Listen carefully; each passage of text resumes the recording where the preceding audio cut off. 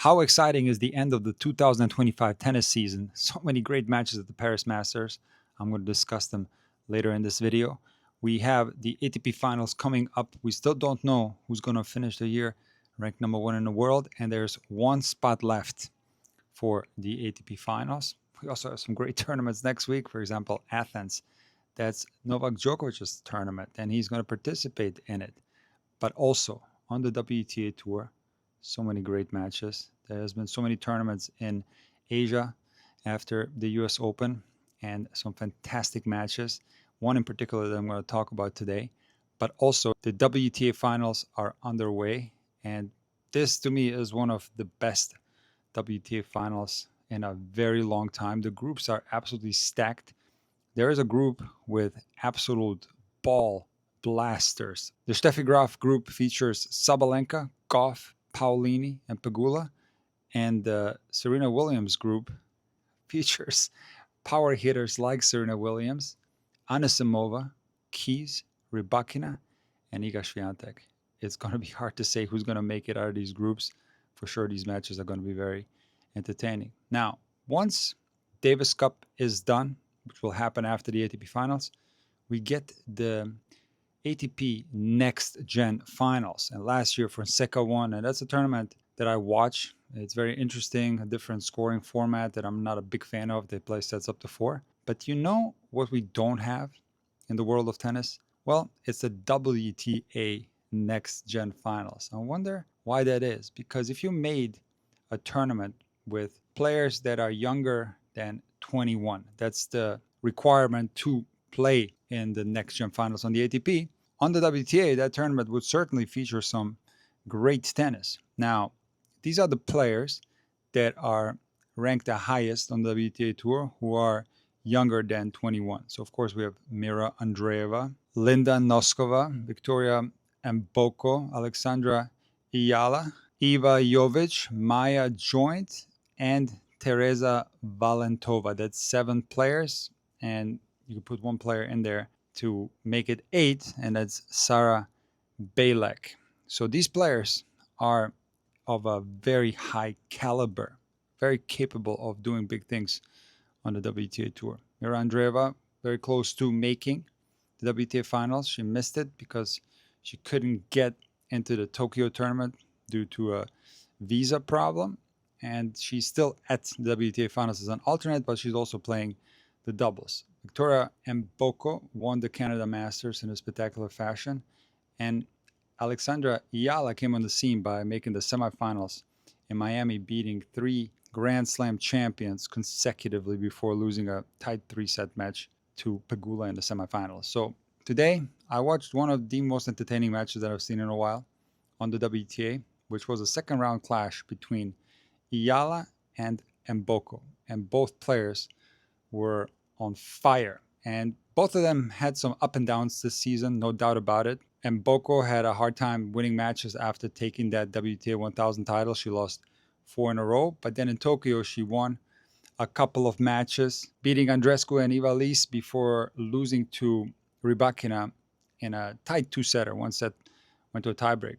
And this week in Hong Kong, she's playing similar tennis to the tennis that she showed at the Canada Masters. And Eala also has been playing a lot. She's been entering some smaller tournaments, ITF circuit. Her ranking has been steadily rising, and she's been playing a lot better.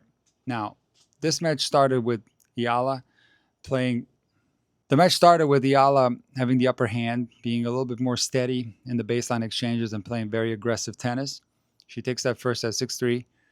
Mboko recovers and starts playing a lot better in the second. Eala makes some mistakes in crucial moments of the set, drops her serve. So Mboko takes the second set, 6-3.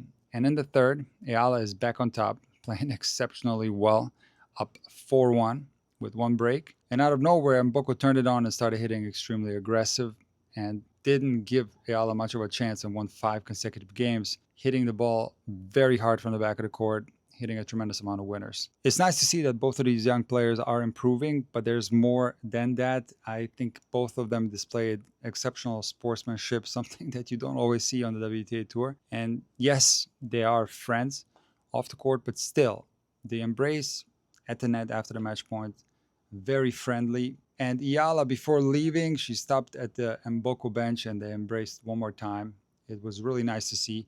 Eala also was signing autographs and was smiling even though she lost a match where she was up 4-1 in the third. So exceptional sportsmanship, incredible tennis, and I believe that these players deserve to be featured in a WTA Next-Gen tournament. I think the ATP does a much better job with marketing compared to the WTA Tour. But having said that, WTA Tour has improved tremendously. The product that they have is exceptional. There are so many fantastic players in the top 100, but even on the ITF circuits between 100 and 300, the level of tennis has improved so much. But now let's transition to the Paris Masters. And I want to make a comparison between Vachereau and Mboko. And while certainly there are more examples on WTA Tour where players win something huge, maybe a WTA 1000 level tournament or a Grand Slam, and then they go on a slump for a while and then they recover their form again. That certainly has happened to a lot of players on WTA. And while it's not as common on the ATP, I've seen it happen on the ATP Tour as well. A player wins a huge tournament and then goes out early right after. I wasn't sure what was going to happen to Vachereau after he won Shanghai. That is such a huge result. He became a superstar instantly, and he could have found difficulties with these new expectations and this new notoriety that this results could have suffered under this new pressure, so to speak. But once I saw him play against Taylor Fritz in Basel, a match that he could have won, it was a very tight three-setter, and Taylor Fritz is the number 4 player in the world. I was certain that Vachereau wasn't going to have that slump, and he confirmed that by winning 3 matches at the Paris Masters. Most impressively, taking out Lehechka in the first round very comfortably in straight sets. Then, of course, he beat Rinderknecht in a tight 3-setter, which is a tough match for those guys. And interestingly, he dispatched Norrie, who beat Alcaraz in the previous round. And now Vachereau finds himself in the quarterfinals, facing Auger Aliassime, who's been playing so much better this year. He just won a tournament in Brussels, and of course, he made the semifinals at the US Open. So that quarterfinal match is going to be a very interesting one. Now, one player that often goes under the radar as he progresses through these tournaments is Alex de Minaur, and he is so unbelievably consistent. And the fact that he was able to take out Khachanov 2-2 indoors just shows you the quality that Alex possesses. He can play on any surface, whether it's slow clay courts in Monte Carlo. I vividly remember that semifinal match against Musetti this year, where de Minaur was very close to winning that match and making the final of Monte Carlo. So whether it's clay, grass, indoors, outdoors, fast, slow, Alex manages to get W's, and he is so consistent in reaching the round of 16, the quarterfinals, even sometimes semifinals or finals of tournaments. He is truly an unbelievable player, and he will have a tough opponent in the quarterfinals, maybe one of the most charismatic players on tour, and that's Alexander Bublik, who had a career resurgence after switching to the Babolat Aero 98, but it wasn't only about the racket. There are other reasons why he started having good results. This is something that I've discussed in previous videos where I covered Bublik. But nevertheless, he wins 4 tournaments this year, and he has a very small chance to qualify for the ATP Finals. He has a decent chance to qualify as an alternate. And I remember Bublik saying that one of his main goals was to make it into the top 20, something that he's been able to accomplish. And so the next goal is to make it into the top 10 and possibly qualify for the ATP Finals. Bublik is not only entertaining because of some of the things he says, which are entertaining, no doubt about it, but his game is spectacular because he has incredible talent, incredible feel, touch, and in the past, he depended too much on being a showman out there, but I'm seeing less and less of that, and especially in this tournament in Paris, Bublik is all business. I'm not seeing any underhand serves. If I missed one, please correct me, but I'm seeing solid, high percentage tennis. A guy who got a little bit rattled with some of the conversations that he was having with his team during the round of 16 match with Fritz. But even after a sarcastic back and forth with his team, where a lot of people interpreted what he was saying as very negative, he ended up breaking Fritz to love. An incredible performance, and again, a rock solid, no shenanigans. And if Bublik continues to play like that, I think he can go very high on the ATP rankings. He is extremely dangerous. He has an Alcaraz level field game that he uses as a weapon. He is one of the best servers on tour. Might not be the fastest server on tour because he often slices the serve. But again, I think that's a huge advantage. He has an aggressive second serve that he doesn't kick very often. He slices most of them. And from the back of the court, he can create incredible power, hit winners on the run. If you want to check out the highlights of the two-set win that he had against Fritz today, that return that he hit up 7-6, 5-2 on match point, second serve Fritz, he absolutely demolished a forehand return inside in.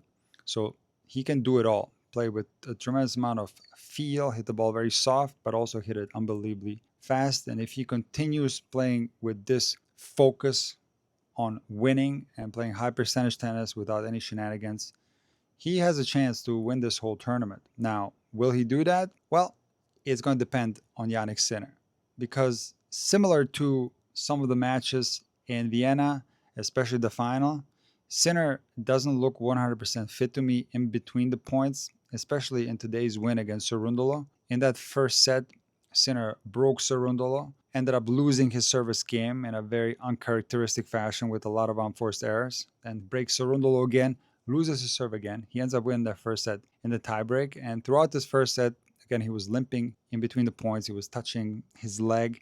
So it's unclear what's going on with Jannik, and he also seemed somewhat gassed in this match.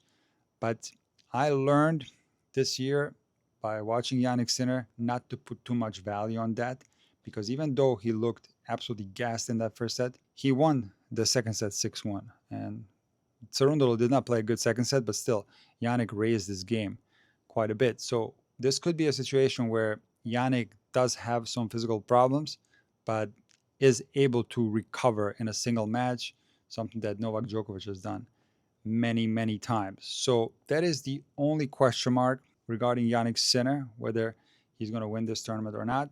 His next opponent is going to be a brutal one. That's Ben Shelton. And I do think that Ben Shelton has the capabilities of troubling Jannik Sinner. Now, it's not going to be from the baseline.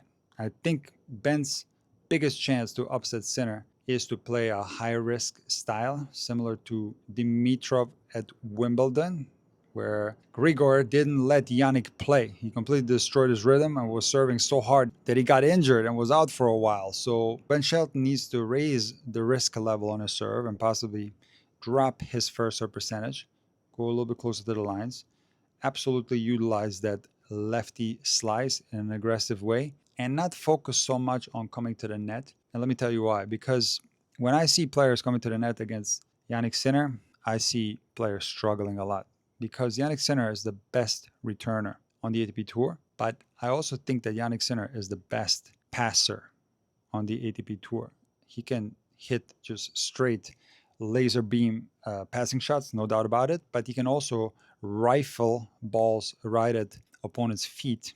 And I think if Ben Shelton comes in too much in this match, he's going to expose himself and give Jannik Sinner a target. He's going to have to come in, of course, when he gets an opportunity, no doubt about that. But these are going to be obvious opportunities. For example, when he gets a ball that's a little bit shorter, he can come in off of that, or the occasional serve and volley. But I think if he overdoes the coming to the net part, that's going to be an advantage for Sinner. And from the back of the court, he can't get into rallies with Jannik.